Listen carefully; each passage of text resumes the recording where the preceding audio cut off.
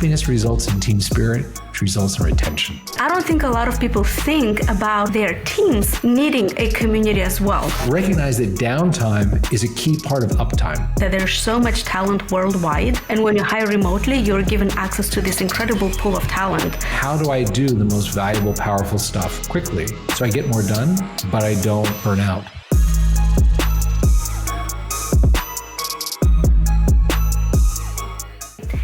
Welcome to another episode of the show Built with VAs. I'm your host Valentina Brega, and I'm so excited about today's episode.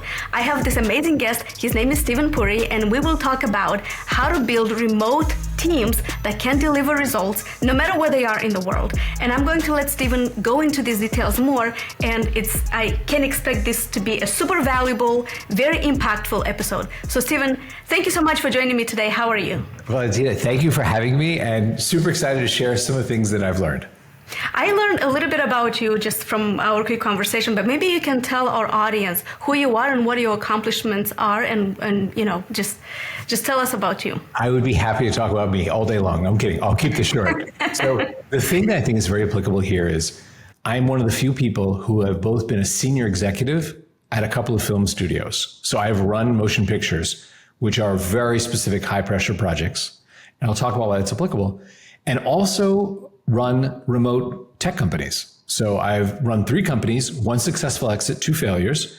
I raised $21 million of venture capital.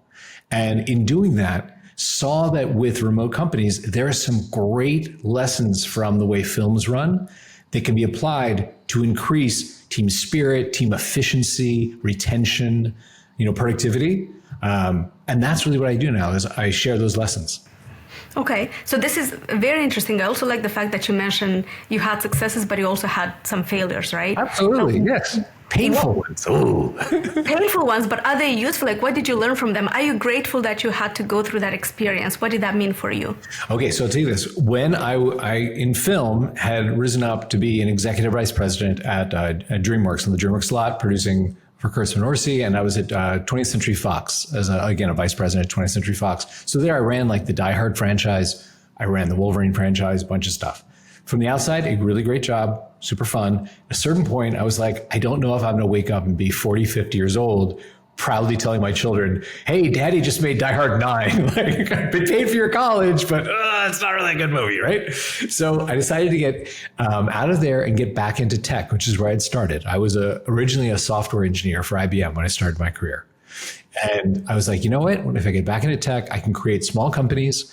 I can, have all the advantages of remote work, global talent pool. The best designer I want is a woman in Montreal. I can hire her. She doesn't have to live driving distance from my office. There's a couple engineers I loved in Spain. So you're very familiar with this. That was a huge benefit. The fact that it was like no commute time, no one wasted time driving through San Francisco or LA traffic, that sort of thing. So I did that. And I'll tell you, my first 2 companies when I transitioned failed, and it was incredibly embarrassing. I felt a lot of shame because I had left a pretty prestigious job in film to take this gamble on tech. Now, keep in mind, this is 10 years ago before it was as popular as it is now, people get into tech. But I had this sense like, I want to go create things that actually help people.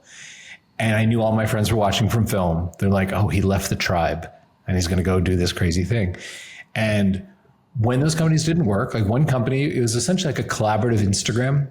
It allowed you to, be together with other people in a certain way. I think Snapchat Stories did a better job, came along and basically killed us. We had about 60,000 monthly active users, and we just never scaled to millions, right? But in a certain way, I had to go to my investors and say, I think we've gone as far as we can with this. I don't want to raise more money because I don't know that we're going to win. So it'd be pissing money away. And I did the same thing at both of those companies. There is a chair that I have, looks out the window, sort of reclines, and I took a pad of paper, pencil, old school, not a laptop, not my iPad, not my phone. And I sat there and I said, while this is fresh, while these lessons, these painful lessons are fresh in my mind, let me write down the notes to myself. I keep those 2 pieces of paper. I look at them every few months. I do think that we are predisposed as humans to repeat the mistakes unless we really are conscious, because we're drawn to believe certain things. Some of those things are not right. So I'll tell you one of those lessons I learned, which is you have to listen. And I'll tell you, I think when I came from film, having done what I had done, I was arrogant.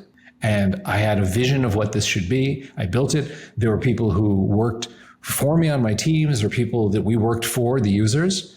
And I should have been more determined to listen to them. Not just say, hey, what do you think of this? Oh, great. But to say, well, why do you feel that way? Okay. Well, why did you say that? Oh, well, why do you want to do that with our product? Oh, well, why is that a problem for you? You know what I mean? Like that really I want to understand deeply too. In everything that I've done since, that has served me. And that was one of the painful lessons that I wrote out longhand. I wanted my hand to remember, here's what you learned. So yeah, and learned a lot from them, but it was painful. Sounds painful, but it's also a great lesson for others who might go through the same situation. What else did you learn? What else was on that list? If you try to do anything new, good chance you're going to fail. So yes. So what else did I learn? What else was on that list? There was another one about, and this is, keep in mind, both of these companies, I had raised about $3 million of venture for each of them. My first company in my mid-20s, I'd raised about $15 million, and we'd sold that for about 90. So it was a pretty good return. It was like 6x return for our investors, right? So I thought, you can laugh with me now, but I thought when I was like 27, 28, we got this offer from Das Werk, this German media conglomerate, to buy us. I was like, oh, this is so easy. I'm so good at this, blah, blah. Yeah, no, not so fast, Mr. Puri. So when I did these companies, I also raised some money, not as much. And one of the things that I learned was that by having that money early on, it distracted me from the unit economics of what we were doing.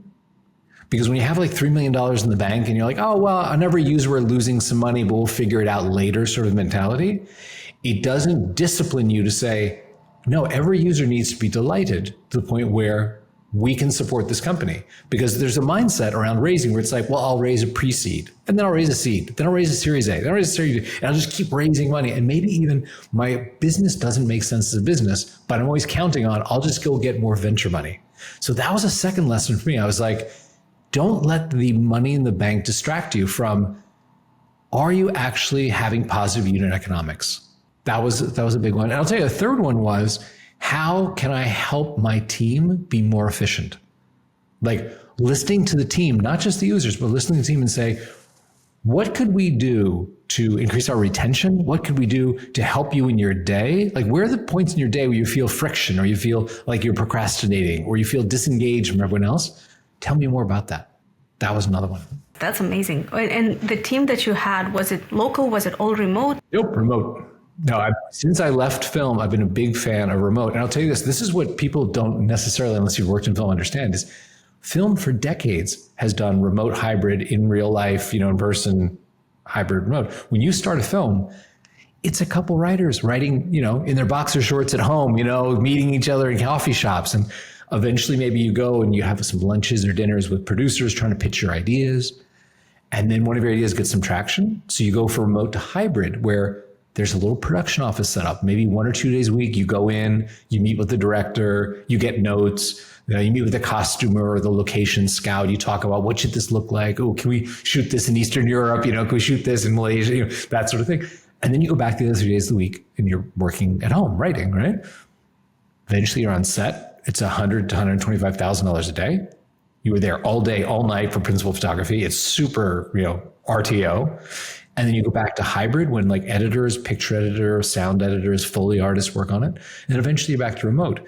And it's never really been called, remote work and hybrid work in film. But for decades, leaders have had to understand how to lead a team when you don't see them at all, or you see them 2 days a week, or you see them 19 hours a day for 6 months every day, or you go back to seeing them 2 days a week, you know what I mean? So those techniques I thought were super interesting. And not a lot of people have done both. So they can see that some of the solutions from film really do help with tech retention, with tech morale, with tech productivity. And I would love to talk more about what techniques specifically from the film industry can be applied to remote workers. But before that, I do want to specify, I really like what you said, that there's so much talent worldwide. And when you hire remotely, you're given access to this incredible pool of talent. You have so many more options as opposed to a 20-mile radius from your office, right? So I think this is incredible. But however, this doesn't come without its consequences. Mm-hmm. There's a different culture, there's different mindset. What did you find was most difficult working with remote teams? And do you have a system to overcome that? Okay, so I'll tell you something that it may sound surprising, but I'll explain what I mean, which is let us assume for this conversation that you know how to hire well, right? If you hire a bad apple who doesn't want to work and they're juggling 3 jobs and they're scamming everybody, like there's no tool that can help with that. You just need to say, hey, this is not the right fit. Let them go. Help them get another job, right? So let's assume that the people you hire actually want to do what you do.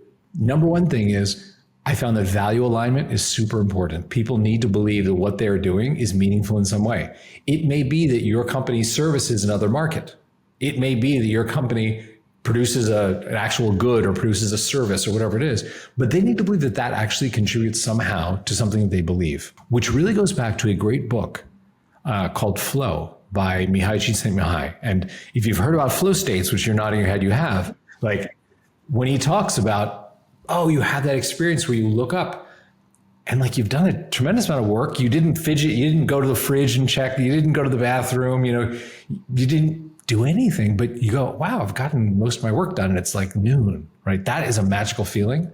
So he writes about this and he says, one of the things that's sort of the conditions precedent that help you to do that is you have to have a task that's achievable and you have to believe the task actually has meaning. When it's done, it's not like, hey man, I just wrote my name on the surface of a lake. It's gone in 5 seconds and who cares? And it's done. So to bring this all back to your question, something that I think is very important here, if we agree that you hire people who are value aligned, is that they want to feel that they're part of something. And often this is one of the biggest things I've seen with, there are 2 big things actually I want to talk about that I've seen with remote teams. The friction is that you can feel disconnected.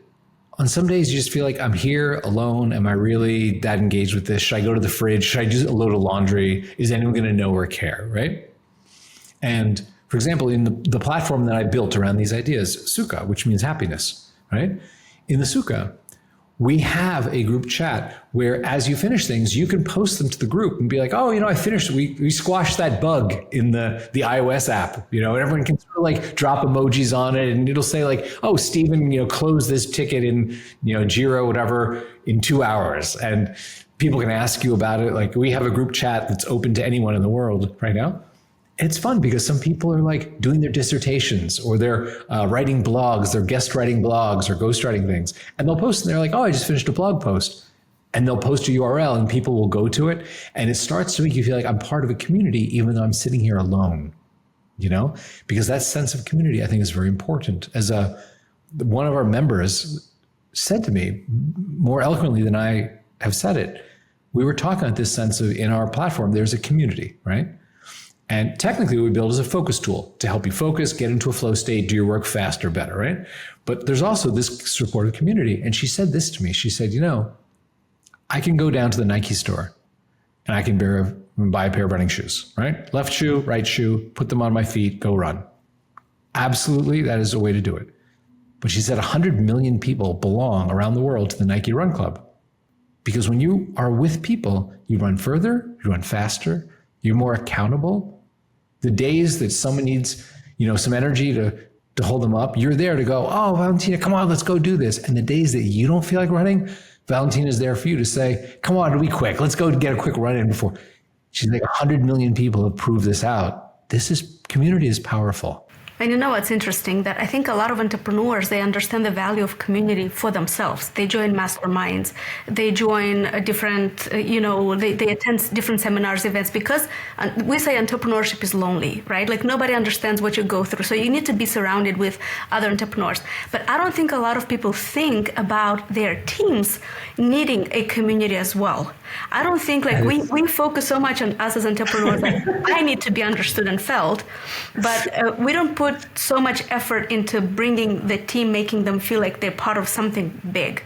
Yes. And I think the reason for that, and correct me if I'm wrong, but I think the reason for that is maybe this fear of entrepreneurs they have, because we think I'm too scared for my team to see me I'm successful because they think I'm keeping too much of the money, right? They're working for me as opposed to working with me. I know entrepreneurs who are afraid of success. That's kind of what it is. Like, I don't want my team to think that I'm making too much money because I have expenses, I have this, but they think I make too much money. So they don't share the big projects or the big wins or the big goals that they have. And they keep it to themselves and only tell the team, okay, let's do this, let's do that, but without knowing the actual why. Just from your experience, what do you think? Do you think like including the team in knowing this dynamic of the business, and then this is the common goal that we have to accomplish, and maybe this is the reward that we're getting, or maybe just from your experience, what would be a better approach to be more productive? Well, let us assume that people do have some intrinsic motivation, right? That they're not taking the job because they're bored or they don't actually want to work. They just want to steal money, right? So let's assume that people are like, you know what? I dig this company. And what they've expressed to me about what they want to do aligns with what I want to do, right? Let's say that. This idea of you're part of something in your scene we talked about, very powerful. I'll tell you something else that I've found in dealing with hundreds, talking to so many of my members now, because as you know, I'm big into tell me why, right? So here's a thing that sounds so obvious and simple, yet I'm going to tell you, when you actually dig down with people, it is the number one problem that they have, even when they're on a team. It is the cold start in the morning. And sometimes they'll say, oh, well, you know, I procrastinate in the morning. I know it's 9 a.m. and I need to get going with this task or that things. Sometimes, you know, I go and I get a snack. I go check my emails. I go put a load of laundry in, that sort of thing. And you say, like, well, why is that? Well, sometimes when I look at my to-do list or thing, and you know what it is? It very often comes down to overwhelm. The sort of procrastination you do in the morning, which wastes time, wastes efficiency, and people start to feel bad about themselves, is simply looking at what they have to do. And it's either not well organized, like they're like, oh man, there's 17 things. I don't know where to begin. This is overwhelming. I'll just scroll in TikTok for a minute, right? Or it's that there's a task on there that's just not achievable. And I've seen this, and I've helped people with this. I'm going to make this as a joke, but like someone's task is, I need to write my new book. You're not going to get that done today. You know what I mean? You're not going to rewrite the code base today. You're not going to rewrite your user manual today.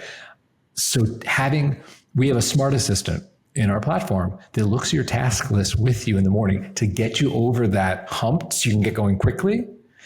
And if it sees something like, oh, the first task is write a book, it'll be like, you know what? That's a great goal, but it's really big. What would be something we could do in 45 minutes that might feel achievable? Oh, we could write the outline for the first chapter. Why don't I make your task that, and then I'll put the write a book down on the list, and we'll just keep chipping away at it, right? And simple things like that, like saying, let me make sure the first task is something you're not going to procrastinate on. It increases productivity. And that's not only a value to the employer, it is also builds the self-esteem of the person working, because people do feel bad when they look up and they're like, oh, I was going to get working. Now it's 9:30. I wasted a half an hour. People don't feel good about that. And when you let them feel like, oh my God, it's 11 o'clock and I got like 4 things done, they feel great. And that builds positive contributions to the team, because when you do your stand-up or you have some sort of interaction, they're like, oh my God, let me tell you what I did today. It's great, right? And it builds their own desire to keep being part of your organization, which increases retention. Community increases retention, and the feeling of I did something meaningful increases retention.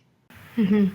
And I like what you said. Let's just write the outline. Let's start small. And often that builds momentum, and you just go from there, right? It flows, right? So, and it's funny.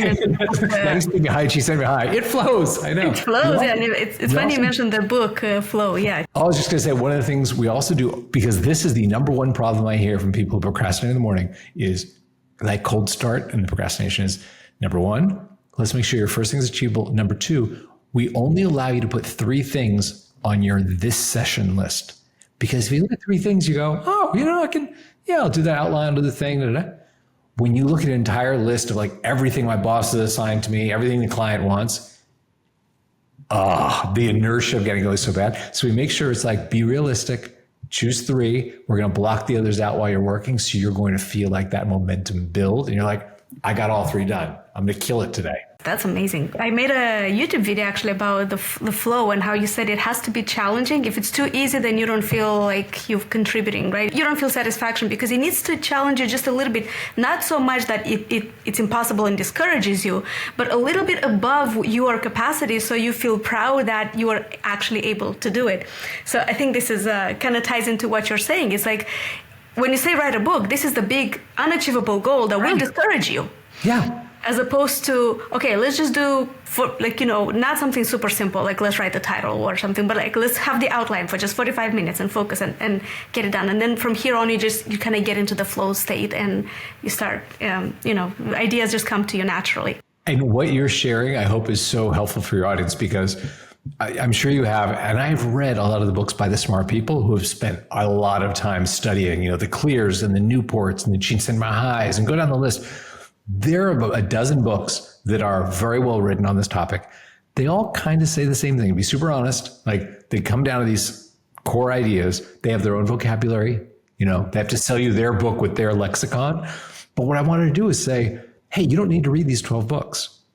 I built a platform that takes the core concepts of these and puts it behind one button for you inexpensively. It'll encourage you with all the things like you're talking with flow. Because I remember that great Michael Jordan quote where he's talking essentially about, being in a flow state in a game. And he says, when I get to that place, it's me and the ball. Like I don't see the defenders. I don't see the scoreboard. I don't see the fans. It is just me and the ball. And that is absolutely doable. And I just keep in that state. Or when Picasso had that great quote about, how he had stayed up all night and he's like, I forgot to eat. I forgot to go to the bathroom. But, by the way, hey, here's Guernica. Do you like it?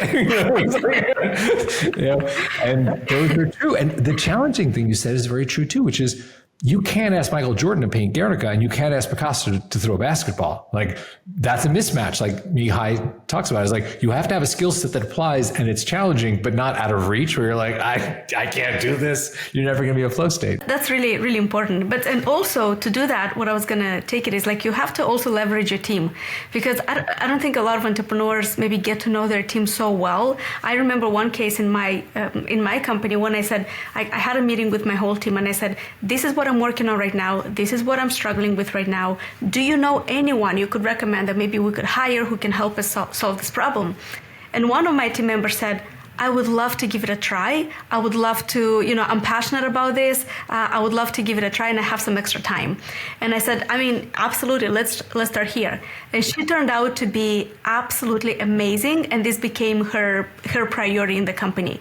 Okay, so like what I'm saying is get to know your team and leverage because your weakness might be somebody else's strength.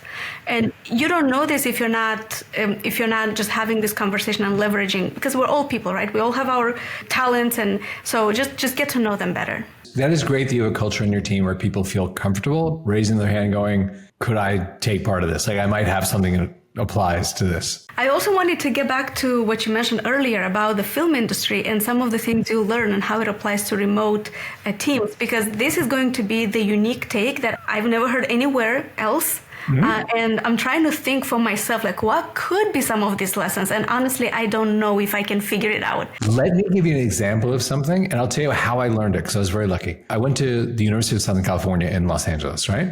So I was there.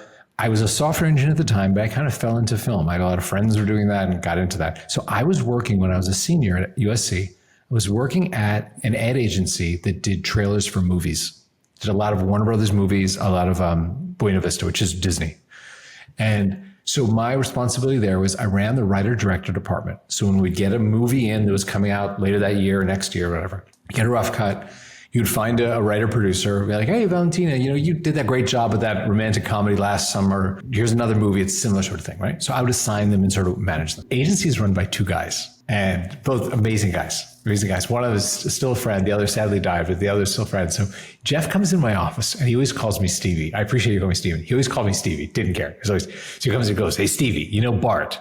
And I'm like, Bart, the assistant who works in the vault? He's the guy who drives like the tapes around Hollywood and the film around Hollywood and stuff. He goes, yeah, Bart. I was like, yeah, I know Bart. He seems nice. What? He goes, you ever give him a movie to write a trailer? I'm like, Bart, the guy in the vault that drives the tapes? No, I haven't actually given him a movie. Like, Jeff, where are you going with this? He's like, I have a sense about him. I was having a conversation with the other day. I think you should give him something. And I was like, you know what? You are the boss and you've been doing this for 20 years and I have not. Done. I will find a title and I'll give it to him. So went to the thing. There was a Warner Brothers B title that had like a month deadline. So if he worked on this for a week and gave up, I could give it to a pro who could bang it out in a couple of days, right? It's totally safe. No pressure on him. So meet with Bart. I show him some trailers that are similar. I'm like, here, similar movies with similar kind of trailer. Here's this movie. Take it home. Watch it. So 2 days later, Jeff comes to my office. He's like, how's Bart doing? I'm like, dude, I gave him the movie like 2 nights ago. Like, I'm not going to bug him. Like, how you doing today? How you doing? I'm going to drive him nuts. He goes, okay, fair enough. So I was like, I'll ask him on Monday. He's like, okay, fine. So he's like, what else did you give him? I was like, Jeff, he's never written a trailer before in his life. Like, why would I give him 2 movies? He's like, Stevie, let me help you understand something about managing creativity. It's always about the other thing. I was like, what do you mean? He goes, here's the deal. You have to give him 2 movies because the one that he thinks he's focusing on is not the one that he's going to have that crazy good idea on, because the back of his mind that does the crazy good stuff is only freed up when the front of his mind thinks it's doing something else. So he's got to be doing the dishes in order to have that idea like, oh, chocolate and peanut butter. What if I put those together? And then the next day you have Reese's peanut butter cups. He's like, if you give him 1 movie, he's going to stare at it, drive himself crazy, and turn into something mediocre. Can I tell you, after 15 years there and later producing films, I learned that lesson at 20. He was spot on right. And there's actually a great book about this called The Net and the Butterfly by Olivia Fox, where she talks about the neuroscience behind this, where as a baby, as a little child, you have this like default mode network. It's just kind of like looking around the world, like, trying to figure out what things are, putting stuff in your mouth, whatever. And then as you become responsible, you have this executive mode network that executes action. I have to do my homework before math class tomorrow. I have to drive the car. I have to bring home money for the kids. And what's interesting is the default mode is the one that does that. Hey, what about this? And it doesn't get to play unless the executive mode network is busy. So if you've ever noticed, maybe you have your best ideas when you're driving, when you're showering, when you're doing the dishes. It's because the executive mode network is on, turn on the water, the soap, the dishes, drive the dishes. And the back of your mind goes, oh, thank God, it's busy. Now I can come up with that crazy idea. And you go, what if? So managing people who have to do something creative, like write a blog post, you can ghostwrite blogs, write books, give them 2 things. Wow, I'm still trying to process that information. And I agree, the best ideas actually come when I'm doing the dishes or in the shower or something like that. There's neuroscience behind it. But I always thought it's so important to give your brain time to rest, because when it rests, that's when it actually, when it's not staring in front of the nitty gritty, that's when it actually comes up with big ideas. But I like what you said. So it's actually the back of the brain versus the front. Like, it's how different parts of the brain are. The other thing, if you have a staff that has to write things, if they need to create, give them 2 things, because they're going to have the great idea on the thing that they are not actually staring at. Okay, so let me put this into practice. So for example, I have somebody and I'm asking them to write a blog post. Okay, you write a blog post about this. In, I don't know, a couple of hours or the next day, I tell them, edit this video, for example, or do something else. Or maybe you can give me an example, like what specifically can I ask my team to see the results, and which one will they focus on? So they will not be focusing on the first one, but the second one. Maybe you can walk me through some specific examples, something that we can actually put into practice with the team. Absolutely. Okay. So this does not apply if they're doing something that's like, I need you to do this accounting software, right? Go through this Excel spreadsheet, this Google sheet, this Intuit thing, and reconcile. No, that is something where you should monotask. You're focused on this task. 3 + 3 is 6. Got it, right? Not applicable. When it is applicable is when you need someone to come up with the idea, to actually, like you said, write a guest blog, do a design a poster, do the thing. Give them 2 things at the same time. Hey, you know what? We have a job that is writing a blog post about this sort of thing. We've got another, we have to write a chapter of this book, blah, blah, blah. Here's what needs to be done, and have them work on both, because when they are focused on writing the blog post, the back of their mind will think of like, oh, when I go back to the book, I should have a chapter about this thing. And when I write in the book, they're going to do a thing going, be a great graphic that would illustrate that blog post. I should have a graphic made up that'll illustrate this idea in the blog post. And I'm telling you, I watched it for decades now. Thank God I learned it at 20, because it was so helpful working with writers, working with designers, working with directors, even working on movies. It's like the director may be shooting a movie, but he's already developing another, or she is developing another movie. And it's just that thing of being able to move your brain between the 2 allows the back of your brain to go, oh, I've got a cool idea. And you just get better ideas. But it's not for accounting software. It's not for legal interns. It's not for things like that where you need to monotask. This is incredible. And I notice on myself as well, when I work on something big, on like a big idea or a big campaign that we have to promote, and that's when I have ideas. Or like I just recently finished a course, and then I'm like, I should have a workbook. And this workbook, I can make reels out of that. And then it's just the ideas, like it's kind of like a chain, and it all comes from, because in the back of my mind, I'm already thinking about my social media. I'm already thinking about promoting this and that. And somehow one idea in the back of the mind, I guess, probably connects all of this and be like, this is your answer for social media. This is what you can do for this. It's phenomenal. I love it. It's totally true. So a funny thing. So this morning we have a Slack group and I was chatting with some friends, and one of them said, oh, you know what I wish I could do in Sukkah is I have certain jobs that I need to put my billable hours against them, right? Could you build some sort of time tracking there? Because I do most of my work in Sukkah. It'd be really convenient just to be able to hit print, and then here's my thing I can turn in, right? So I heard that, and it's a member that I've seen before and talked to. And then I was working on the music player today, like some more. We have like 1,000 hours of focused music, all, 60 to 90 beats per minute, non-vocal. We even do some soundscapes because I found a lot of people listen to rain, or they want to listen to streams. We have a Japanese stream that a friend recorded, rain in the Himalayas. We got all this stuff, right? So I was working on that. And I'm telling you, while I was working on that, going, how should I best present this? I was like, you know exactly where we should put the time tracking thing. It should go here, And I was not thinking about it.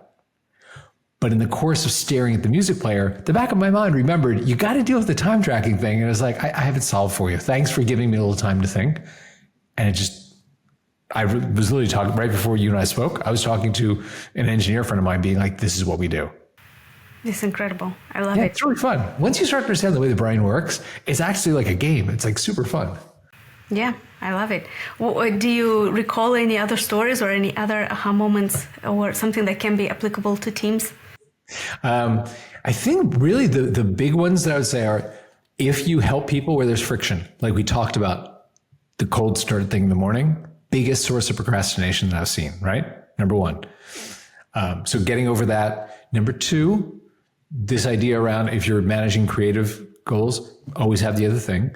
I said a third thing is, there is absolutely a reason why after a certain period of time, usually 90 to 120 minutes, you need a break.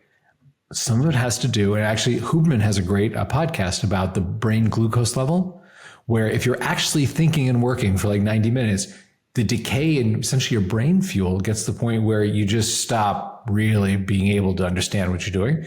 And you need to do the healthy thing, which for you may be, hey man, stand up, go for a walk. Spend 5-10 minutes just like stretching your legs, get your blood flowing, drink a glass of water. It may be, looking in the distance and just focusing your eyes on the trees outside or something like that. There are a couple things. So we build that into what we do. Is like, you can set your timer and say, I want to do Pomodoros, 25 and 5. Mm-hmm. Okay. I personally change, it's customizable. So I personally have mine to 55 and 5 because I found that my rhythm is in 25 minutes, I'm usually in the middle of a thought and it's not the right rhythm for me. 55 is usually like, okay, I'm going to take 5 minutes. And we also offer like exactly those kind of things. Like, hey man, do you want to do a stretching exercise? Here's a quick 2-minute video. And it is amazing. Once you do that, you can help your team recognize that downtime is a key part of uptime. When you dissociate the number of hours you work from your output, then you start to say, well, how do I do the most valuable, powerful stuff quickly? So I get more done, but I don't burn out, It's actually just a little aside, how I named my company. I got married 2 years ago. Super fun. And when you run a small business, as you know, you get hounded all day long with questions like, should we order the stapler? What are we doing with that client? What are we going to do with it? So I go on my honeymoon with Laura, where we go to Bali, right? Very nice, very lucky. And during that period of time, everyone knew not to bug me. It was super quiet, which is very rare. So I said to Laura, I really want to come up with a better name for the company. Would you mind, because I think something might be helpful for me is if during this period of time we're gone, we have a daily yoga practice. Laura and I met in yoga 10 years ago, right? So, we'll do our yoga, we'll be sort of contemplative. And also I want to speak to like 2 or 3 of our top members and ask them what it is we do well, because maybe that'll spur my mind over these 10 days. Just again, the other thing, right? We're here doing yoga, but I want to put in the back of my mind that thing of like, your goal is come up with a name for the company, right? So Laura being super cool, is like, sure, totally. I'll go to the pool. You go have a couple Zooms. So I did 2 or 3 Zooms. short, just like, hey, can I chat with you for 10 minutes, Valentina? Oh yeah, sure. No. Tell me, like, what's your favorite feature? Do you love the timer? Do you love the music? Do you love the smart assistant? No. Okay, what is it? So this one guy I spoke to said something so much smarter than anything I thought. So we spoke for like 8 minutes and I was like, okay, thank you so much. I really appreciate your input. It's very gracious, right? So he goes, Steven, you didn't ask me the right question. I was like, okay, but what was the right question? He said, you should have asked me, why do I pay you? And I was like, that's pretty bold. I don't think I would have asked that. So he said, I have a choice. At 3 o'clock, I can be playing with my kids, or at 6 o'clock, I can be, where the hell did the day go? And the difference is, did I open Suka in the morning when I started work? So I pay you so that in that 6 hours, I do what I could have done in 9 hours. And then I have time to be with my kids, which is super important. His kids are like 2 and 4 or something. He's like, that is why I stick with you, because you are how I found I could do that. And what he was saying essentially is, if you dissociate how many hours you work from what you get done, you can either say, hey, I'm going to work few hours, get the same amount done, or you can say, I'll work the same number of hours, but get more done. And it just comes down to those things like, do you find a way into a flow state, which you're familiar with, and I hope a lot of your audience is. It's magical. It makes you feel better, and you also get more done. So that was what I told Laura that night.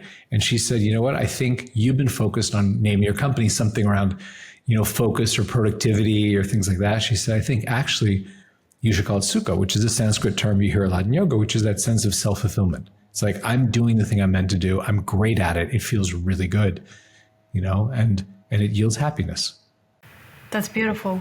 What does your company do at the moment, specifically for those who are listening? Oh, super simple. We have a website, which you can find at thesukha.co, the Sukha company, the happiness company, THESUKHA.co. And it is an app that helps you get into a flow state. And there is a community of people. There are private groups, because we do have some companies that pay us to have their own private chat where all their people can talk together privately. And there's also a big public group called the Sukha Tribe, where anyone around the world, any time zone comes, and you can work in there. It has focused music we talked about that's been custom composed to best practices.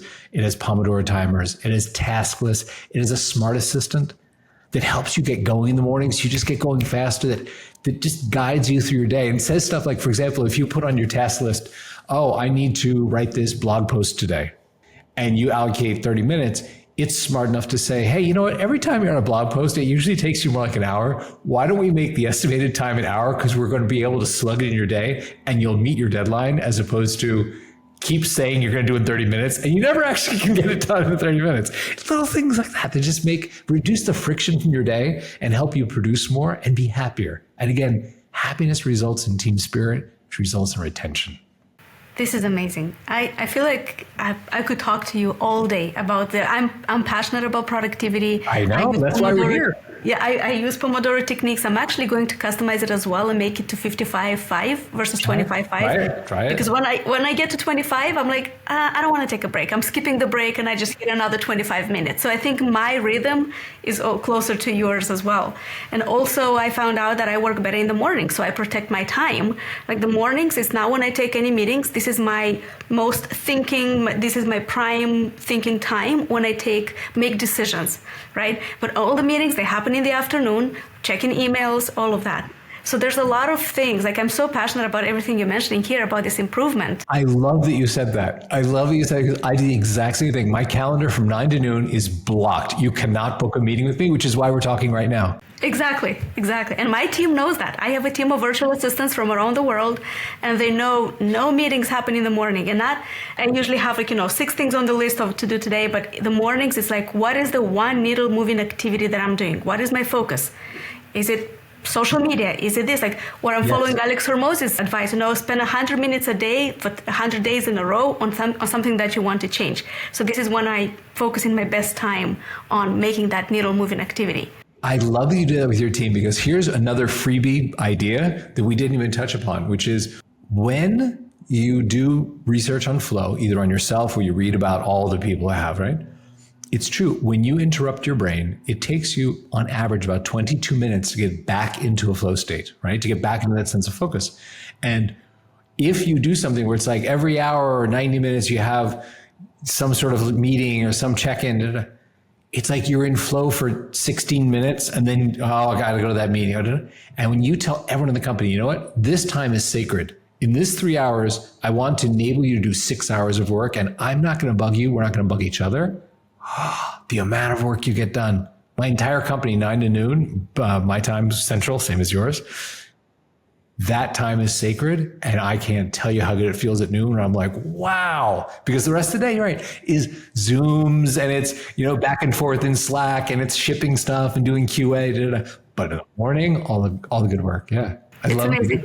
Yeah. And you feel like you've accomplished something, because the most important, like you're eating the elephant, right? The most important thing is done. It's done before noon. Or at least you're thinking about it. Maybe it's a work in progress, but you are taking action on it every single day because it's important to you. Maybe eat the frog. Frogs are smaller. Yeah. It's a Mark Twain joke. But yeah. Did I say eat the elephant or eat the frog? You said the elephant. Elephant's pretty ambitious. Matter of fact, our smart assistant will tell you eat the frog. Eat the frog, yes. But I was also thinking that you can eat an elephant if you eat it one piece at a time, right? So like people say you can eat an elephant, but if you eat one piece, like bite by bite. But I was thinking about eating the frog first thing to do in the morning. Eat the elephant 100 minutes a day for 100 days. Exactly. Well, Steven, thank you so much for the time today. Thank you for having me. It's super fun. So useful, and I'm so glad we had to have this conversation. And my last question, or actually I have two more questions. One is, where can people find you personally? How can they get in touch with you? I am very public with my email, and if anyone, I can help anyone. It doesn't have to do with my company. If they just have questions about what's a great book to read around this, or is there a research on this idea about productivity to help me lead my team, they can reach out anytime. It does not have to be about work, my work. And my email address, which we can put in the show notes, is Steven, Steven, at thesukha, THESUKHA.co, not com.co. And happy to help. If there's ever a referral, a recommendation or something, this is my contribution back to the world, and I'm very happy for people to reach out.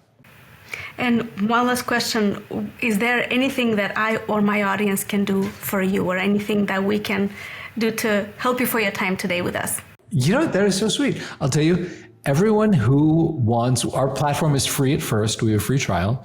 Anyone who wants to try it, if they have thoughts, like you and I have discussed, not recording, but even before this, if they have thoughts, it is wonderful to hear. They don't have to be positive thoughts. They don't have to be, oh, you did this thing really well. But sometimes it's like, oh man, I tried your platform. I really wish there was a playlist that had this. And some of our best playlists have come because, for example, someone said, I used to live on a lake in Canada, and I love the sound of the water and the birds.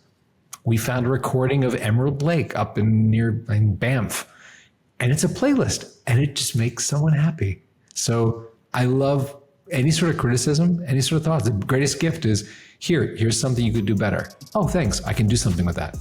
Thank you so much for your time today, Steven. Always a pleasure. And I'm sure that we will keep in touch much more closely from here on. And it's, again, thank you so much.